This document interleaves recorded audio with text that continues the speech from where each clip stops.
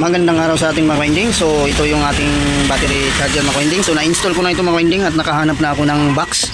So nakakuha tayo ng box sa mga kaibigan nating technician na hindi na ginagamit. So ito na yung pag-install natin dito mga winding. So nilagyan ko na ito, nandito na yung kanyang automatic cut off. Tapos nandito yung heatsink natin. So binutas natin at saka ito binutas.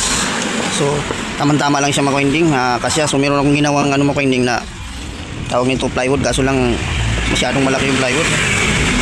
Parang hindi ako satisfied sa ginawa kong lagayan nito. So kaya nito naghanap ako doon sa mga kaibigan natin technician. So okay, so ito mga winding, nilagyan ko na ng indicator light para pag o nating transformer na meron siyang power, para makita kung siya may power. So ito, so nilagyan na natin ng power cords. So ganyan lang in-install natin. Pag-install mga winding, so nagbutas lang tayo dito. Ito yung sa heatsink. Tapos ito yung sa So actually mga winding, itong box na ito, parang galing din yata to sa battery charger din siya, kaso lang hindi ito automatic. Parang converter lang siya. Hindi siya nag-automatic at all. So tama-tama ito mga winding ay binigay na sa atin. So ito yung ating transformer ng amplifier. So ito mga winding, so ay susubukan natin i-testing na natin to. Final testing na natin mga winding. So meron akong battery dito mga winding na Motolite. So Motolite ito. So medyo may kalakihan na itong mga winding. So itong battery mga winding ay ito ay na-charge ko na dati, hindi ko pa naayos yung aking pang charger. Ang laman lang nito ay 3 volts. Tapos yung pina-charge ko, nagkarga lang siya ng tawag nito hanggang 11 volts lang. So ngayon, sabi ko bakit mababa masyado, dapat mga malakas ito, mga 13 mahigit dapat. So itong mga winding ay ay kinuha lang natin to sa junk shop, itong battery na ito. So itong mga winding ay ito, tiningnan ko na itong mga plate niya. So nandito yung niya, plate. So ito yung maintenance free. Pero nandito yung takip niya. So tatanggalin natin. So ito binuksan ko na itong takip niya mga winding nung hindi ko pa naayos yung aking pan-charge, na wala pa akong box na pang-charge. So itong apat na plate niya dito mga winding ito, sa 2, 3, 4. Yan. Kukunti yung tubig niya. Nakikita ko na yung plate. Dapat hindi nakikita yung plate pag may tubig. So ngayon mga winding, ay siyempre pag matagal na stock, so siyempre kailangan natin tong subukan natin kung ito yung bubuhayin kung siya magcha-charge pa ba. So tumatanggap pa naman siya charge kasi yung dating 3 volts ay kumakarga pa siya ng mga 11.5 volts.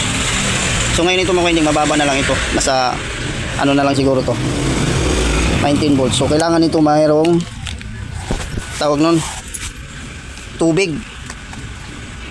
So tingnan nyo mga winding So lagyan natin sa DC. Tapos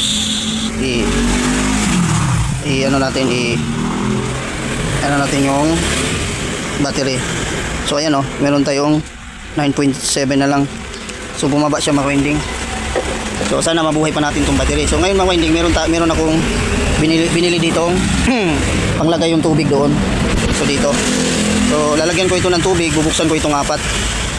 So may binili tayong tubig ngayon na ganito, na pang battery siya. So battery repair fluid, pang activator siya. So ito yung lalagay natin mga winding.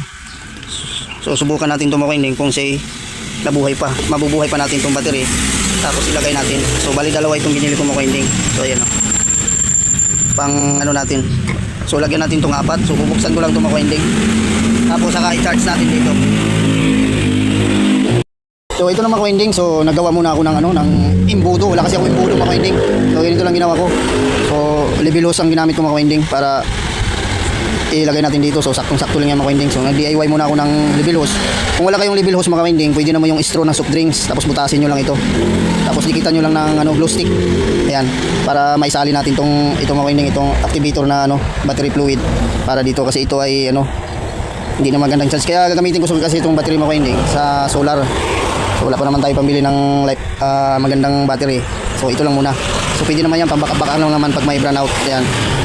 So ito mga winding ang ating DIY. So ilagay ko lang to dito. So sisilipin ko lang itong mga winding pag maglagay tayo, dahil baka mamaya masubra ang lagay natin. So isalin muna natin itong mga winding. Kasi dito kulang na So ilawan ko muna. Silipin muna natin kung alin yung konti ang tubig. Kasi tubig nito konti na lang. Ayun. So, kaya hindi siya masyadong napu-full charge. Ayun.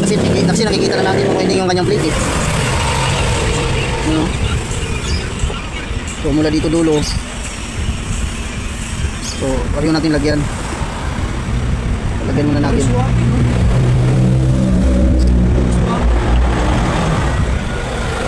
Parang ano lang yata to eh. Solusyon.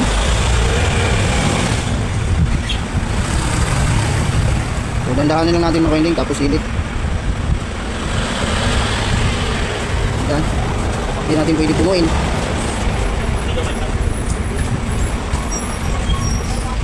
Itong isa.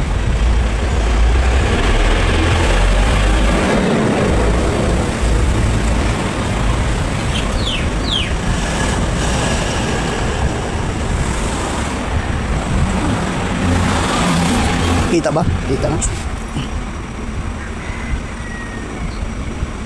lipat tayo sa kabila.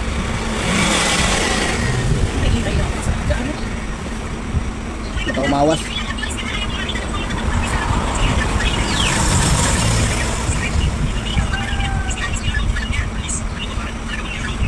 Kailangan pantay lang natin to.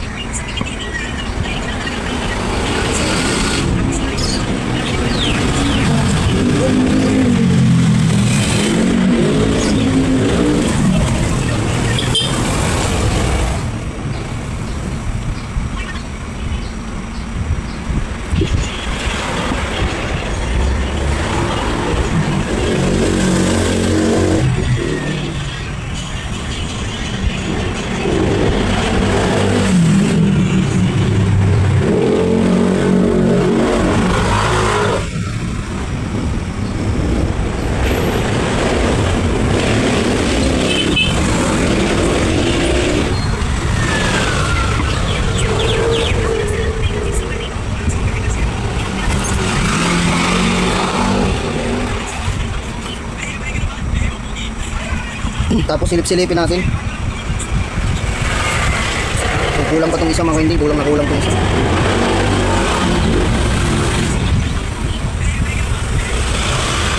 Parang mauubos yata yung ano ba. Kalating litro ah. Buti na lang, dalawa yung binili ko.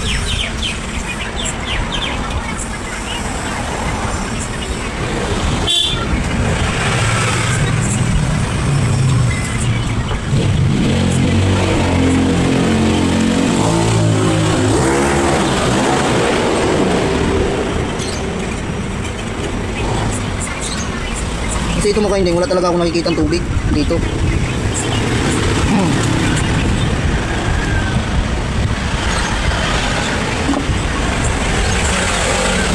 Kunti-kunti lang talaga yung tubig niya.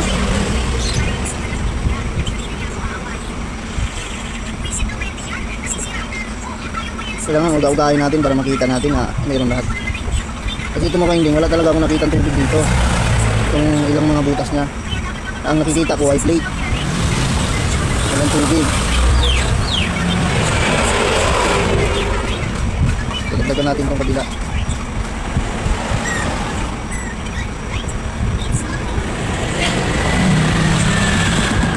Inubos ko naman ko hindi yung isang kalating litro.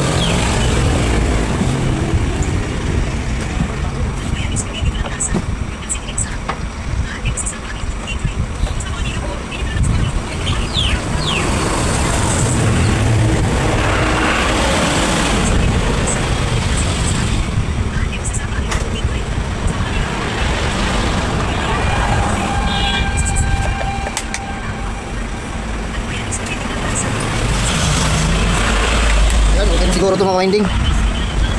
Ubos yung kalating litro.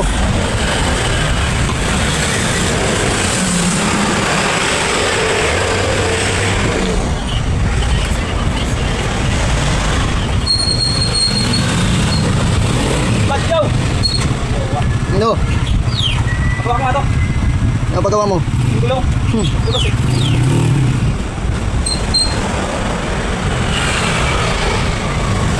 Maganda sana mga winding kung mayroong panukat. So, tester nga natin mga winding. siya ba ay nag-activate. Yung may laman na. Kasi activator daw yan eh. Wala, kailangan i-charge talaga to. Kailangan i-charge. Anong pa rin talaga? Yung tahi. Ay kulang ng tubig. Tapos i-charge. Tingnan natin makakulang pa eh. Pero okay lang, ang mahalaga may tubig na siya. Yan, so tatakpan ko lang yan mga winding.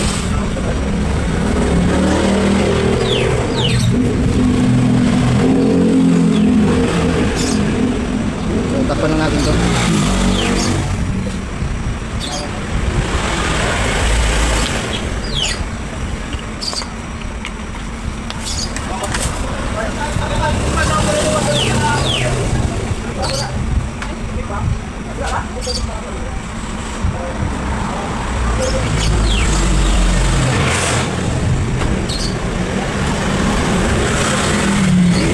So takpan ko muna mga winding ah. Yan, pag wala po kayong flat screw mga winding, pwedeng piso.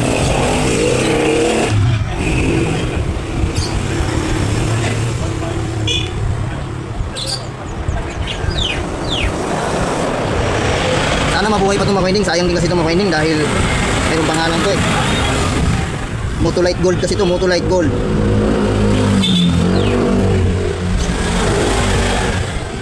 Ay! Pag walang flat screw, piso. Hindi ng piso dyan. Ay, pag pumasok. Ay, ano ba yan?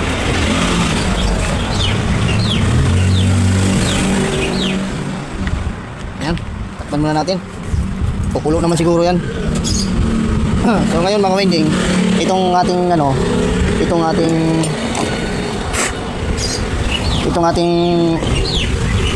battery charger. So itong kanyang indicator light niya, indicator light yung pinaka-cut off niya. So pag hindi natin pa pinawer on yan mga winding, pag hindi pa natin to sinaksak. So ang isasaksak lang natin dito mga winding ay kakabit lang natin yung alligator clip. Saka lang iilaw itong cut off natin. So ito yung plug natin kasi kaya kailangan itong mauna mga winding dahil para makita natin kung yung laman ng battery kung ilan, di ba kanina tinistan natin 9. So bago natin isaksak doon sa 220 para mag-charge na. So ito pag ginapit natin itong mga winding iilaw itong ating module. So ayun mga winding ha. So ito mga winding kapitan natin yung alligator clip. So ito yung hindi yata nakita. Yan. Ito yung positive muna tayo dito.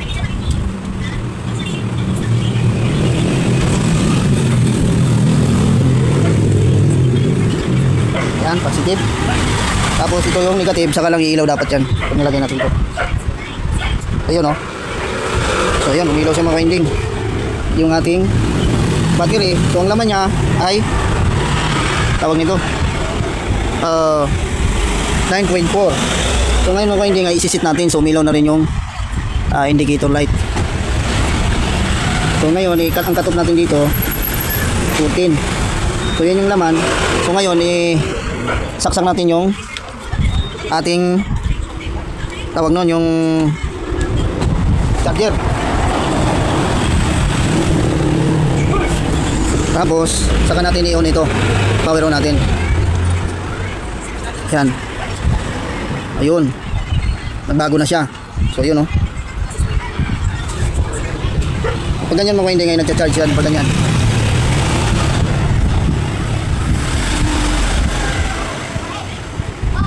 Kung makarga yan, pag ganyan naka 12.6 13. Gawin natin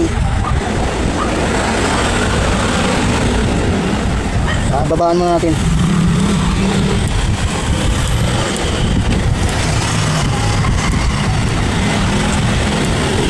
Ay, tumaas pataas pala yun.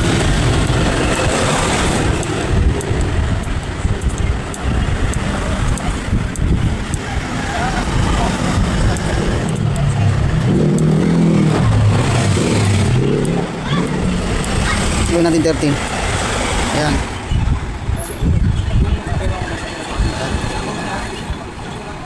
So ang cut-off natin mga winding ay ang pinaka low voltage disconnection natin ay 13. So tingnan natin yan mga winding kung ilan yung amperahe. So kunin ko lang yung tester.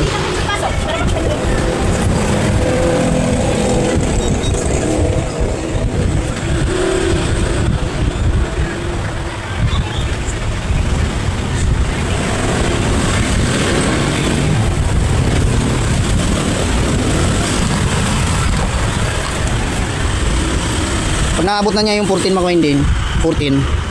So magka-cut off na yan. Mamamatay na yung ilaw na yan. So nakakarga naman siya mga winding. So kunin lang natin yung yung panukat ng amperahe. So ito mga winding, so may tester na natin nakuha. Nakuha lang tayo ng ampere. Kung ilang ampere ito.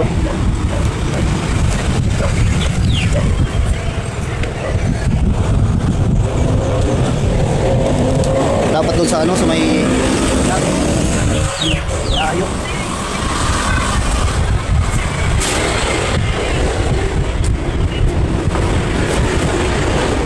Layo yung kuhaan ko ng amperahe. Wala tayong extension. Pwede ko makuha ng amperahe Dapat meron akong extension na nakahiwalay para masukatan ng amperahe. So pag ganyan mga winding, pag ganyan pag nagbago yan, pag gumalaw-galaw yan, ibig sabihin mga winding nagcha-charge yan. Pag ganyan. So ito yung ilaw na nilagay natin na para makita natin pag switch ng na gumagana.